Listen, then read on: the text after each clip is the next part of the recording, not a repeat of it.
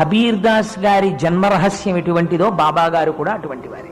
నేను ఎందుకు ఈ మాట చెప్పానంటే, ముందు కబీర్ దాస్ గారి గురించి సాయిబాబా గారికి సంబంధించినటువంటి జన్మ రహస్యాన్ని సాధికారికంగా చెప్పలేదు.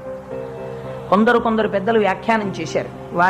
వారి తల్లిదండ్రుల పేర్లు ఇవి, వారు ఫలానా చోట జన్మించారు, ఎన్నో సంతానంగా జన్మించారు, అరణ్య మార్గంతో వెడుతున్నప్పుడు ఆకులలో విడిచిపెట్టారు అని చెప్పారు. కానీ అవతారమూర్తిగా వచ్చినటువంటి సాయిబాబా గారు తన జీవితాన్ని తాను ధృవపరుస్తూ మాట్లాడిన సంఘటన ప్రకటంగా కనపడలేదు. అందుచేత మరి హిందూ మతానికి చెందినవారా, మహమ్మదీయ మతానికి చెందినవారా అందదు. గమ్మత్తు ఏమిటంటే, వారు షిరిడి చేరుకుని ఒక వేప చెట్టు కింద కూర్చుని ఉండేవారు. సదానింబ వృక్షస్య మూలాధివాసం.